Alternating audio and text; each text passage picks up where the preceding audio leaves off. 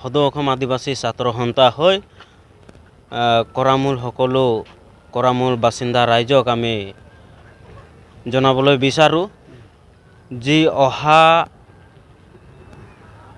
6 নৱেম্বৰ তাৰিখে এই ওদালগুৰি মজমজীয়া নলবাৰী খেলপথাৰত বিশাল গণসমাৱেশ ৰেলী আয়োজন কৰা হৈছে। তাতে সবে আমাৰ কৰামূল চাহ বাগিচাৰ সকলো বাসিন্দা বা সকলো ৰাইজে যাতে তাতে যাব লাগিব বা যাবলৈ ৰেডি সাজু হওক, কাৰণ আমি এই প্ৰতিবাদীটো আয়োজন কৰা উদ্দেশ্য আছে আৰু উদ্দেশ্য হ'ল বা আমাৰ মূল দাবী আছে। এই মূল দাবীসমূহ হ'ল চাহ শ্ৰমিকৰ 551 টকালৈ মজুৰি বৃদ্ধি কৰা আৰু আদিবাসী জনগোষ্ঠীৰ লোকসকলৰ জনজাতিকৰণ বিষয় লৈ আৰু লগতে আদিবাসী জনগোষ্ঠীসকলৰ ভূমি পট্টালৈ ওদালগুৰি মজমজীয়া নলবাৰী খেলপথাৰত বিশাল গণসমাৱেশ প্ৰতিবাদী আয়োজন কৰা হৈছে। তাতে আমাৰ কৰামূল চাহ বাগিচাৰ সকলো বাসিন্দাই যাতে খুৰা খুৰী দেউতা মাই ভাই ভণ্টি সবে দলে বলে ওলাই তাতে যাব লাগে আৰু অংশগ্ৰহণ কৰিব লাগে, যাতে যিহেতু আমাৰ যি নেকি আছে নিজৰ প্ৰাপ্য দাবী, সেই নিজৰ প্ৰাপ্য দাবীটোৰ কাৰণে সবে মাত মাতিবলৈ যাব লাগে।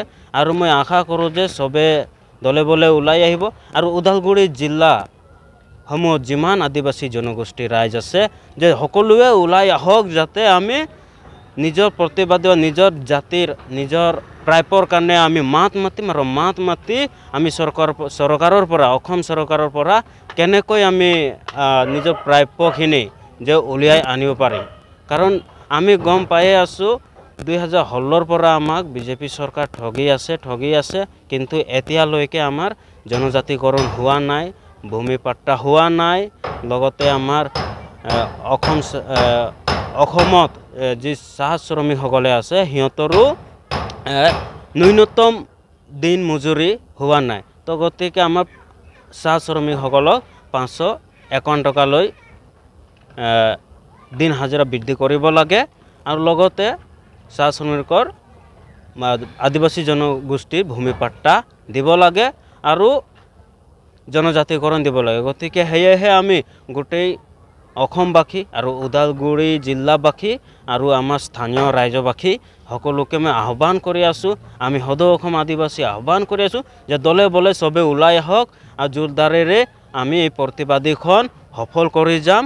ওদালগুৰি জিলা মজমজীয়া নলবাৰী খেলপথাৰত প্ৰাংগণত অনুষ্ঠিত কৰা হৈছে। কিন্তু আমি এই সময়ত দেখা পাইছোঁ কি যি আপোনালোকৰ আগত বহুত দীৰ্ঘদিন যি দাবী আছিলে কিন্তু চৰকাৰ আজিলৈকে পূৰণ কৰা নাই, এই ক্ষেত্ৰত কি ক'ব? হয়, আমাৰ দীৰ্ঘদিনীয়া দাবী, বহুত দিনৰ পৰা আমাৰ দাবীসমূহ চলি আছে, কিন্তু এতিয়ালৈকে বিজেপি চৰকাৰে আমাক 2016ত কৈছিলে যে বিজেপি চৰকাৰ অহাৰ লগে লগে আমি আদিবাসী লোকসকলক জনজাতিকৰণ দিম বুলি কৈছিলে, কিন্তু এতিয়ালৈকে দিব পৰা নাই আৰু দিয়া নাই আৰু কৈছিলে যে 10% কাম বাকী আছে আৰু 90% কাম হৈ গৈছে বুলি কৈছিলে, কিন্তু এতিয়ালৈকে কৰিব পৰা নাই জনজাতিৰ বিষয় লৈ। আৰু চাহ শ্ৰমিকৰ ন্যূনতম হাজিৰা দিম বুলি কৈছিলে, কিন্তু সেইটোও দিব পৰা নাই আৰু আদিবাসী জনগোষ্ঠীসকলক ভূমি পাট্টা দিম বুলি কৈছিলে, কিন্তু সেইটোও দিব পৰা নাই। সেইটো কাৰণে আমি অসম চৰকাৰক